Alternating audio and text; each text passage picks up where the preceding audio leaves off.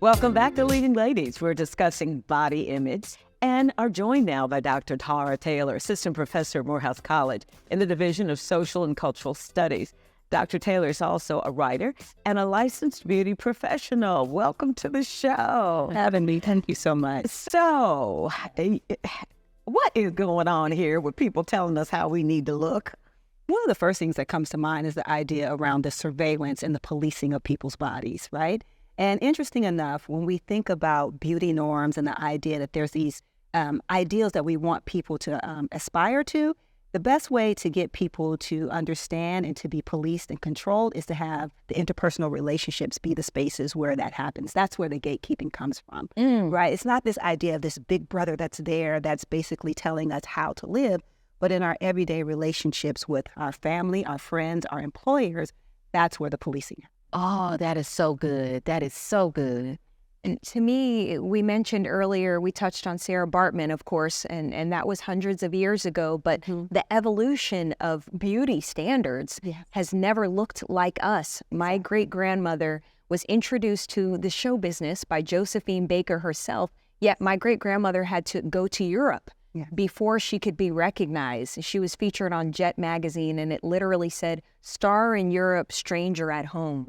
And they dove deeper into what that was, and that's what it was, a beauty standard. So I'm really interested your thoughts on the evolution of the beauty standard. Thank you for sharing your grandmother's story, because one of the things that you're touching upon is, first of all, the othering of your grandmother, the idea that there is a standard and a norm that is ideal, but if you do not reach that standard, then you are othered.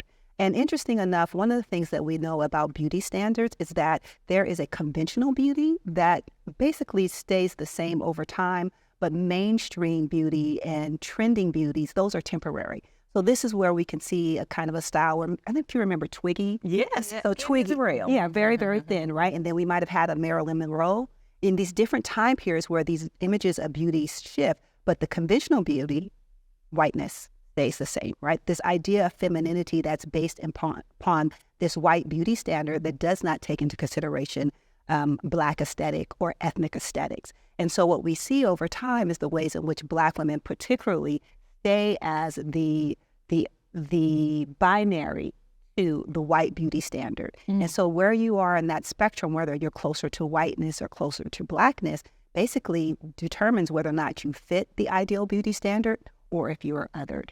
So why then are we seeing this push towards white women trying to look more like us?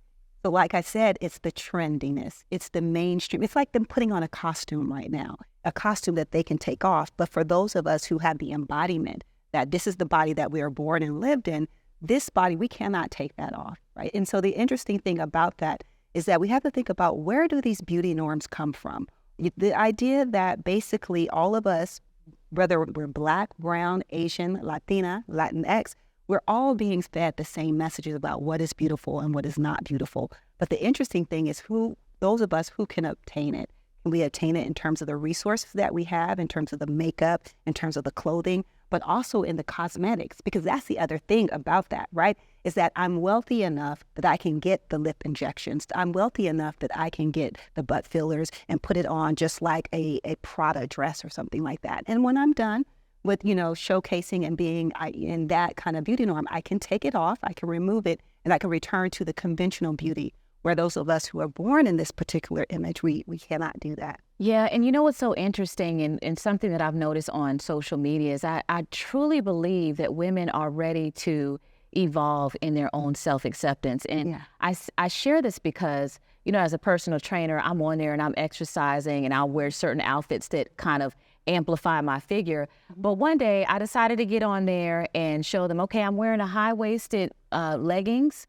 And when I pull it down, this is what my stomach looks like. This is what my stretch marks looks like. This is what my loose skin looks like. And of all the posts I've ever put on social media, that one resonated.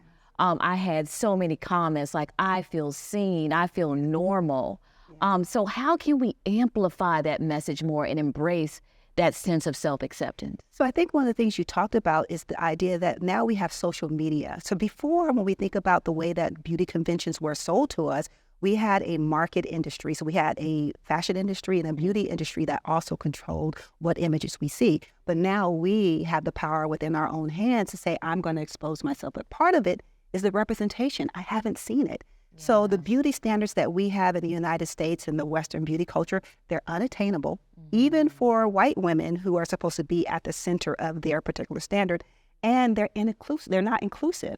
And I think the thing about that is now that when we show up in our own bodies and we basically project that for others, we are affirming to other people who look like us. We are seen. We are no longer invisible. So I'm with you. Like, you know, show off those stretch marks, because most of us do have stretch marks. And I think there was like one model who said, I don't even look like myself the way that they portray me on the magazine cover. I think it was like Cindy Crawford. I saw that.